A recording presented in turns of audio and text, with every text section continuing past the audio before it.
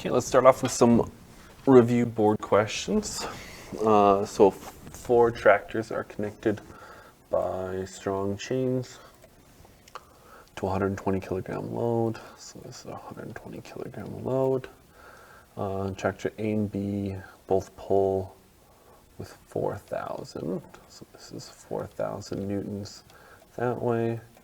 This is 4,000. Oh, not 4,000. B pulls with 3,000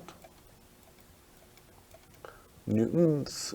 C and D pulls with 3,500 newtons this way, and 2,500 newtons. Okay, so there's also a force of friction. So force of friction is going to oppose the way that it's going to go. So this adds up to 7,000. And this adds up to 6,000? Yeah, this adds up to 6,000. So that means that the force of friction is going to be opposite the direction of the net force. So it's that way, so we want to find the magnitude of the acceleration. So our F net is going to be equal to our force of A and force of B minus force of C minus force of D minus force of friction. And this we can break down into MA. So we just have to move the mass under here and we can get our answer. So if we do all that, if we do 4,000 plus 3,000 minus 3,500 minus 2,500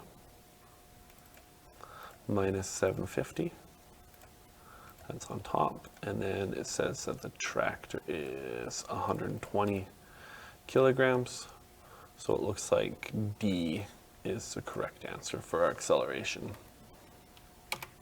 Okay, for 2, the applied force acts on an object sliding down a horizontal surface. The force of friction is smaller than the force applied. Which of the statements must be true? So if one of them is bigger than the other, it won't be a constant velocity. Force applied, force of friction won't be in the same direction. If force applied is bigger and force of friction is smaller, then most likely it's going to be increasing in velocity. Okay. So it says that the Canadian 6.9 gram 50-cent coin and 2.4 gram penny are dropped from the same height. They have the same final velocity. Even though one coin has 3 times the mass of the other, their final velocities are the same because, well, it has to do with the fact that the acceleration is the same. So the acceleration due to gravity on the coin is the same. The velocity isn't constant, the acceleration is constant. Terminal velocity doesn't matter because it says it's in a vacuum, which means there's no air resistance, and yeah, so the acceleration due to gravity is going to be the same. D is the best answer. A mass of 5 kilograms is moving on a smooth ice surface with a velocity of 6 meters per second to the right. A constant force is applied for 3 seconds, and the box reaches a constant velocity, or final velocity of 12 meters per second. What's the applied force? Okay, I'm going to switch to this for this one. So it looks like we have to start off with this. So we have enough information for that. So it talks about, it starts off with 6 meters per second to the right, and then it finishes with 12 meters per second. Both are to the right, so I'll just make to the right positive. And it does it in a time of 3 seconds. So from that, we can figure out the acceleration. And I'm guessing it's just an applied force acting on it. So my F net is just going to be my applied force because it says it's a smooth ice surface, so there's probably minimal friction. So to find the force applied, we would just have to go mass times acceleration. So we want one without distance. So that's going to be acceleration equals final minus initial over time. So 12 meters per second minus 6 meters per second, all divided by 3 seconds. And we can figure out our acceleration. And once we have our acceleration, if we multiply it by our mass, which is 5 kilograms, we can get the answer. So it's 12 minus 6 divided by 3. So that's the acceleration. If we multiply it by the mass, which is 5, then we end up getting 10 newtons to the right, which makes B the correct answer. Okay, this one, two cards X and Y are at rest and in contact on a frictionless table. X has twice the mass of Y, but it's the same distance from barrier X as cart Y is from barrier Y. If the cock spring on cart X is released, which the following is true, well, due to Newton's third law, we know that the force on X is going to equal the force on Y. So the forces are the same, but X has twice the mass of cart Y. So what that means is if I break this into MA and I break this into MA, because X has a bigger mass, well, Y is going to have a smaller acceleration, kind of like the gun and the bullet situation. So if X is a smaller acceleration, it's not going to reach barrier X before Y does. Y has a smaller mass and a bigger acceleration, so bigger acceleration means it's going to get to Y first. So cart X will hit barrier X after cart Y. Cart Y is going to win because it's lighter, like a bullet's going to go somewhere quicker or in a shorter amount of time than the gun would. A piece of metal works itself loose from the top of a microwave tower and falls directly to the ground 2.32 seconds. The height of the microwave tower is, let's switch to this one. So this is another VI-VF DAT question. So we have VI-VF DAT. So it says that it's dropped, or it falls, so it's dropped, so our initial velocity is 0. The time is 2.32 seconds. And because it's falling, we can assume it's near Earth, and our acceleration due to gravity is going to be 9.81. We want to find the distance, so we don't want final velocity, so we're going to use this. And we can get rid of the initial velocity because it's 0, so d equals 1/2 at squared. So this is going to be 1/2 9.81 meters per second squared, 2.32 seconds, and we square that. So if we plug that into our calculator, we just go 0.5 times 9.81 times 2.32 squared. We end up getting 26.4, which makes B the correct answer. Okay, and then this one, 200-gram hockey puck starts off at a speed of 20 meters per second and slides to a stop on a rough surface at 25 meters. The coefficient of friction between the puck and the surface. So this is one of those baby duck questions. So if the puck starts off with the speed, right, and then it slows down to a stop, that means that, well, it doesn't say there's nothing pushing it, so it's just a force of friction acting on it. So F net is going to equal to our force of friction. We're trying to find the coefficient of friction, so we want to break this down and break this into mu Fn. We know that force normal is going to equal force of gravity, and Fg is equal to mg. So if we break this down even further, force normal is going to be mass times gravity. The masses cancel out, and to find the coefficient of friction, it would just be acceleration divided by gravity. To find the acceleration, we need to do this.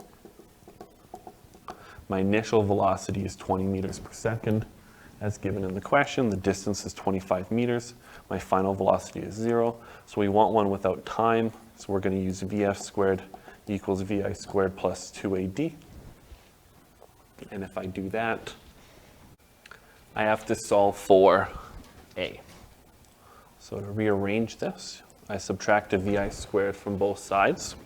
So it's going to be Vf squared minus Vi squared is equal to 2AD. And I throw the 2D underneath. So now I can plug in some values for that. So if my final velocity is 0 squared minus 20 meters per second squared, all divided by 2 times 25 meters. And I can plug that into my calculator. So if I plug that into my calculator, what we're going to see is that 0 squared is 0, but that negative sticks around, so it's going to be negative 20 squared on top, divided by 2 times 25. And we get our acceleration as negative 8. That negative just means that it's slowing down, so it's not really a big deal. I can make it positive if I say left is positive. I'm not going to plug it into here. That's my acceleration, divided by 9.81 meters per second squared, and I can find my coefficient of friction. So if I find my coefficient of friction in my calculator, it's just going to be 8 divided by 9.81. And that's my answer. It says to answer to 3 digits, so the way we'd answer that to 3 digits is 0.82. This is a digit, this is a digit, this is a digit. Numeric response doesn't ask for significant digits, just digits. So any number is a digit, and that's how we'd answer in numeric response. Okay. So we're going to move on to our vertical projectiles lesson.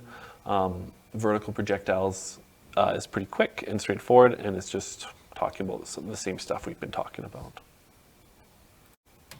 So I got a question to start us off. If I fire a bullet straight up in the air and that bullet comes down, will it kill someone on the way down? It's kind of a messed up question, but it's interesting to think about. So think about that question. What do you think is going to happen with that? So I can answer your question. So the answer to it, this isn't in your books, is it all depends on terminal velocity, right? Will that bullet have a high enough terminal velocity when it comes down? And bullets are very aerodynamic and they're quite heavy, which means that they will have a high terminal velocity, but the heavier the bullet, the less air friction is going to affect it, so the higher the terminal velocity. So a 30 caliber bullet, which is this one, I think, reaches a terminal velocity of 90 meters per second. And a 50 caliber bullet, which is huge, reaches a terminal velocity of 150 meters per second, so quite a bit bigger. A bullet traveling 46 to 52 can penetrate human skin, so 90 or 150 is a lot more than that. And at 60 meters per second, it can penetrate the skull. So it's actually super dangerous to shoot guns up in the air because they will have a big enough velocity when they come down to actually penetrate the human skull and could kill someone, but the chance of them hitting someone is very low, but it could happen. So that's what we're going to talk about today. We're going to talk about shooting a bullet up using a vector diagram and a free body diagram. So this is a tricky thing for students to do. Usually I get students to try it on their whiteboards first. Feel free to pause the video right now and see if you can do these free body diagrams and vector diagrams, and then I'm going to go through it right after. But it's always interesting to sort of see what you can do and see. I don't think students realize how bad they are at this until they actually try it. So pause it, see if you can do both of these, and I'll go through it right now. So I'm going to switch to this, and I'm going to do the free body diagram first. So bullet here, bullet here, bullet here, bullet here, like this. So you'll notice in the picture the gun is right there. So this is after it's left the gun. So the gun applies a force when it's in the chamber, but if you did try it before me doing it, lots of you would have put a force applied on it. But you have to ask yourself, anytime you have a force applied, what's applying that force? Well, it's the gun. Well, the gun's not touching it. If the gun's not touching it, is it going to apply a force? No. Do objects need a force acting on them to be moving? No, right? An object in motion will stay in motion unless a net force acts on it. So if this bullet's in motion, it'll continue in motion until a net force acts on it. So there actually is no force applied. Okay. Force normal is when I have something sitting on a table and I have the force of gravity down, force normal up. So is this sitting on a table or a surface? No. So if you put force normal on, don't put force normal. Okay, friction you could put on, but what we'll assume is that this bullet is aerodynamic enough that friction doesn't really make a big difference. So let's ignore friction just because it makes it a lot harder to analyze the question. Well, what are we left with? Force of gravity, right? And we know that force of gravity equals mg.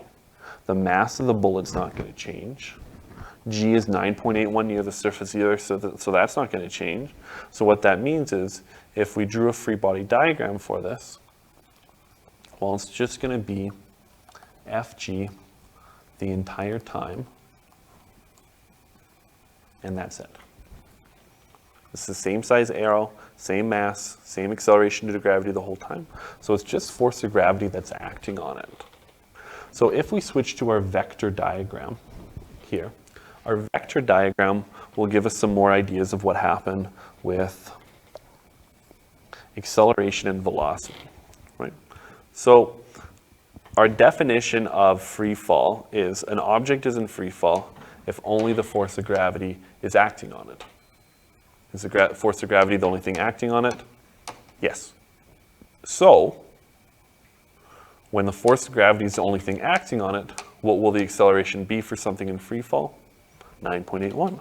So we can draw on our acceleration, and our acceleration arrow should be the same. This is 1, 2, 3, 4, 5. And what we can say is acceleration 1 equals acceleration 2 equals acceleration 3 equals acceleration 4 equals acceleration 5 equals 9.81 meters per second squared. They all equal 9.81 meters per second squared. So if they all equal 9.81 meters per second squared, they're all going to be the same. So the thing that is going to change for this is going to be the velocity. And the cool thing about the vector diagram, the free body diagram, is that force of gravity and acceleration, or your net force and acceleration, always are going to look the same, right? Everything looks the same. So when it leaves the gun, it has a big speed, right? Really, really big speed, moving super fast. And we see that acceleration and velocity are in the opposite direction, so that means it's going to slow down. We don't know how much it's going to slow down, but it's going to slow down. And then when it reaches the top, well, if something is traveling up, up, up, up, up, up, up, and it reaches the top, for a split instant, it needs to stop before switching directions. So we wouldn't have a velocity arrow in there because our velocity equals 0 at the top. And then it's going to start falling down. So our velocity is down. And now velocity and acceleration are in the same direction, so it's going to speed up. Oops. There we go. And the cool thing about velocity 1 and velocity 5 is velocity 1 is going to be the same as velocity 5 as long as they're at the same point. And they're going to be in the opposite direction. So same speed, just one is going up and one is going down. Okay, and that's how you draw the vector diagram and the free body diagram. I test on this a lot, so make sure you understand that and ask me questions if you don't. So let's do a question. So a man throws a rock over a cliff. He throws it upwards at an initial velocity of 5.23 meters per second. What will be the rock's displacement and distance after 4.1 seconds? So we're asking two questions here. One of them is easy. So displacement is actually easier, and then distance is a little bit harder. Okay, so that's what we're going to answer here. Let me switch my screens to this. So we're going to go through this question here. So let's draw a little picture. Here's our man. Our man throws a rock vertically upward at a speed of 5.23 meters per second. The rock's going to go up, and then it's going to go down like that. Okay, so we need to know the difference between distance and displacement, right? Displacement takes into account all the positives and negatives. So what's going to happen initially is it's going to go this distance up, and we're going to say up is positive, down is negative. So this is a positive distance. And then it's going to go down, and it's going to go this negative distance here back to where we started. So So this distance and this distance, or this displacement and this displacement, are going to cancel out. And then the rock's going to go down here, this negative displacement here. So what displacement is just finding this section here. It cancels out these.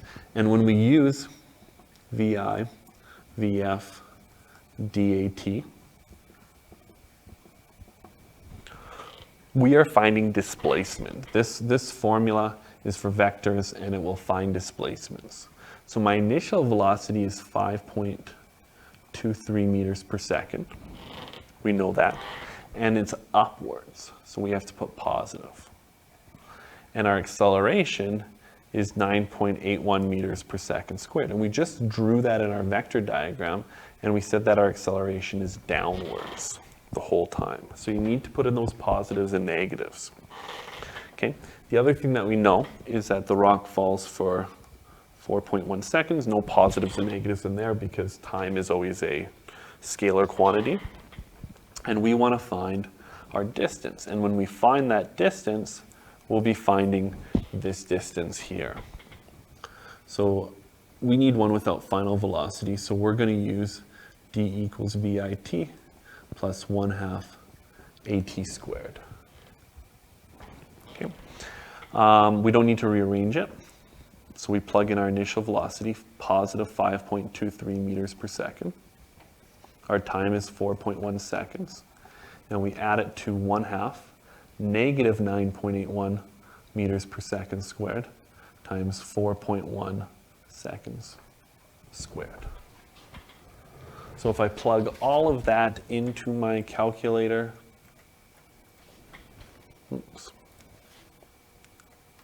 oops, oh yeah, come on, there we go.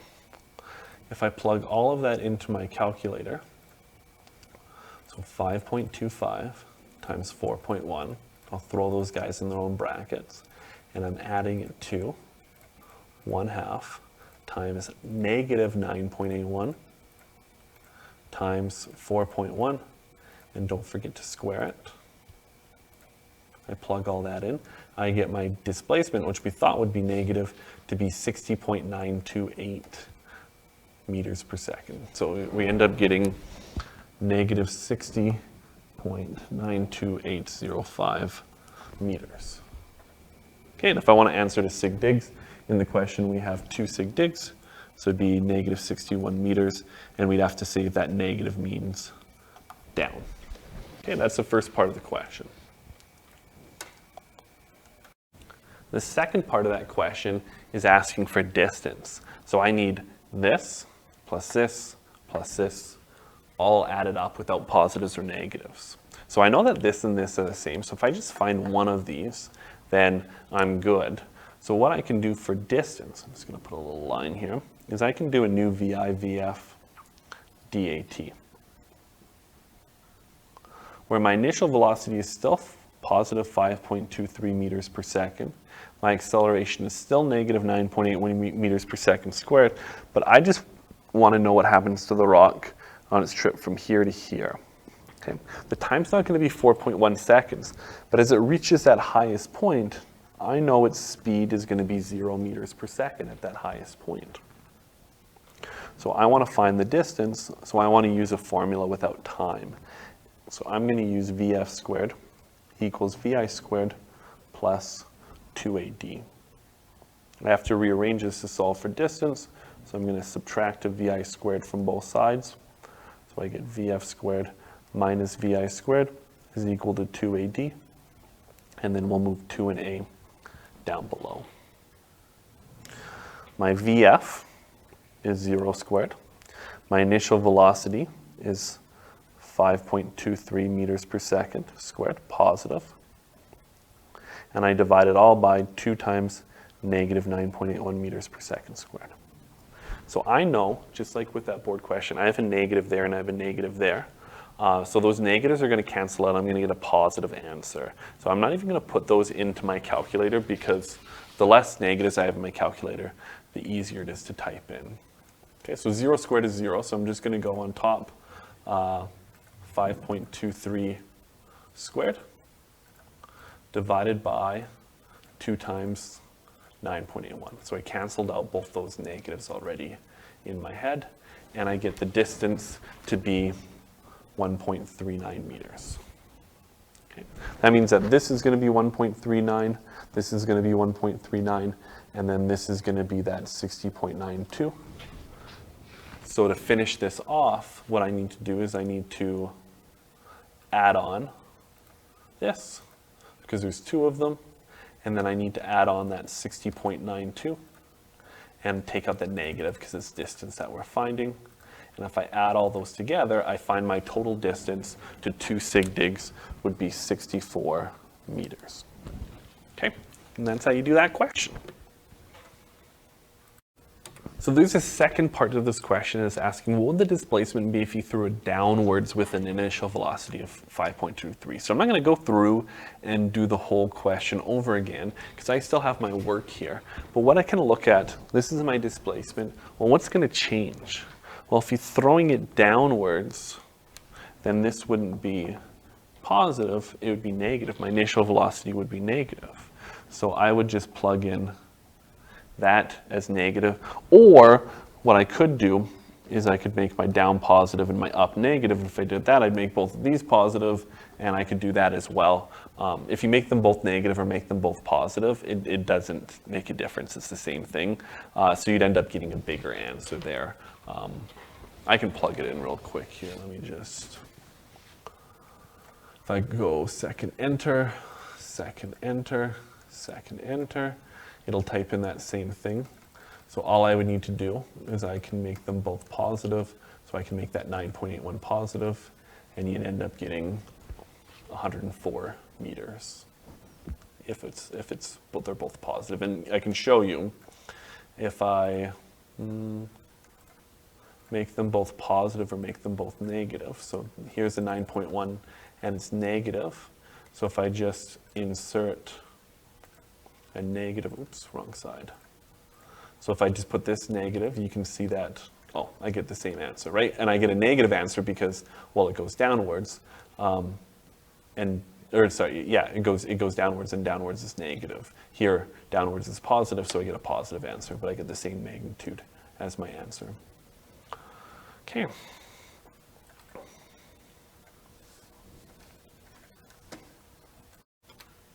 So we got one more example here, and then we got a couple board questions.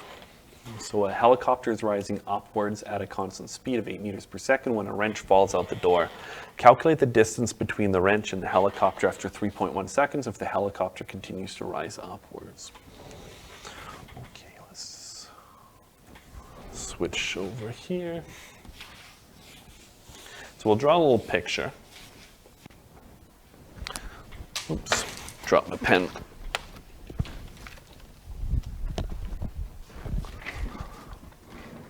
So here's my helicopter. There's my helicopter.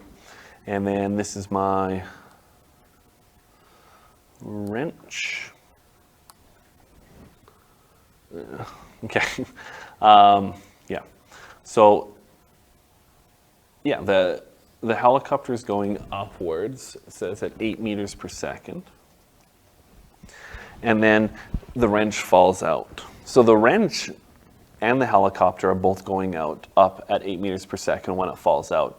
So lots of people would think that it would just fall down right away, but it's not, because my wrench is going upwards at 8 meters per second when it falls out. So what it's going to do is it's going to do a little bloop, like that. So it's going to go up a little bit before it falls down. So we want to find out, well, how far away are these going to be from each other after that time has gone? So do we want distance or do we want displacement? Well, we just want to find out how far it goes down here. So we just want displacement. So let's figure it out for the wrench first. So we're going to go VI, VF, DAT. And initially the wrench is going up at 8 meters per second. It's in free fall, 9.81 meters per second squared. That's down, right? The wrench is initially going with the speed up, but an acceleration is down like that. And we want to know after 3.1 seconds has passed, what its displacement is. So we want something without final velocity. So again, we're going to use d equals VIT plus 1/2 AT squared. Positive 8 meters per second, 3.1 seconds, plus 1/2 negative 9.81, 3.1 seconds squared. So I plug all of that into my calculator. So 8 times 3.1 in brackets, and then I add it to 0.5 times negative 9.81 times 3.1 squared. And we get negative 22. And it goes down, so negative makes sense. So it's going down negative 22.33705 meters. Okay. So when doing this question, why do we use VI, VF, DAT here? Well, because if we drew a free body diagram on this wrench, it'd be in free fall. There's a force of gravity down, and when F net does not equal 0, we use physics principle number 1. Okay? Physics principle number 1 is VI, VF, DAT. Well, what's going on in this helicopter? Well, the helicopter is going up at a constant speed. Constant speed means that our F net does equal 0. When our F net does equal 0, we use physics principle 0. And when we use physics principle 0, we just use V equals d over t. So to find information about the helicopter, we're going to use V equals d over t. Move my t up top. The time is 3.1 seconds. The speed is 8 meters per second. It's a constant speed. So if I type that into my calculator, 3.1 times 8, I get 24.8 meters. So all I have to do is add those two distances together, and I accidentally deleted it, but if I go second enter, there we go, that's my other distance, so I'm going to add that to my 24.8. Oops, I don't want the negative on there, sorry. So I'm going to take that negative off, and I'm going to add on my 24.8, because I just want a distance, and they would be 47.1. We have 2 sig digs, so they would be 47 meters apart. And that's how you do that one. So let's do a couple board questions. So try these on your own, see if you can do it, and I will go through it right now. So a hillbilly named Skeeter is celebrating that his goat polo team just won the Moonshine Cup. He fires a bullet straight into the air, which is very dangerous, at a speed of 56 meters per second. Determine the maximum height Skeeter's bullet will reach. Okay, this is a VI, VF, DAT question, because it's a vertical projectile.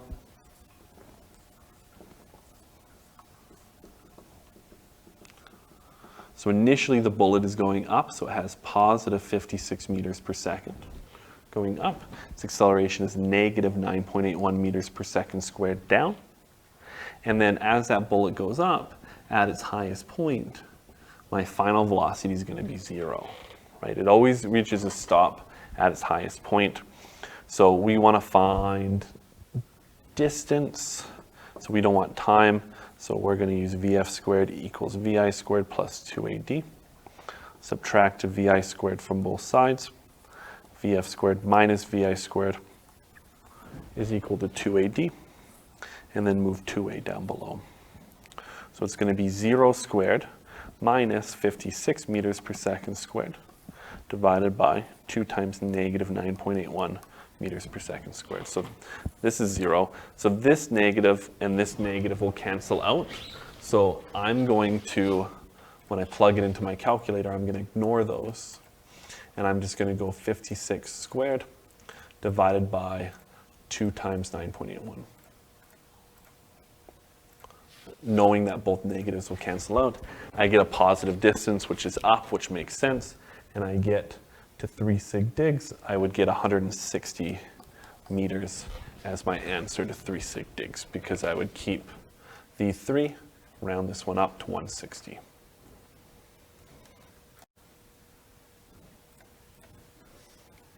Okay, one more board question. The car is moving 100 kilometers up a hill when it runs out of gas. The acceleration on the hill is 3.5 meters per second down. The top of the hill is another 150 meters, after which there's a long winding road down that the car can coast to, a gas station 2 kilometers away. Will the car make it to the top of the hill? So that's my question. Will the car make it to the top of the hill? This is a little bit of a tricky one. So let's draw a little picture of what's happening. So it's saying like this. So from here to here is 150 meters. And then from here down to here to the gas station is 2 kilometers, 2,000 meters.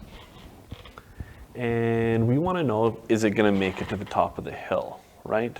So the slowest speed that it could be going here would be of a final velocity of 0. So I'm going to do a VI, VF, DAT. And it said initially the car is going 100 kilometers an hour. So I can actually use 100 kilometers an hour in VI, VF, DAT. So I'm going to convert that. I'm going to switch hours into seconds, 3,600 seconds in 1 hour, and kilometers into meters. There's 1,000 meters in 1 kilometer. So let's find an answer for that right now. So 100 times 1,000 divided by 3,600, and it's 27.7 repeated.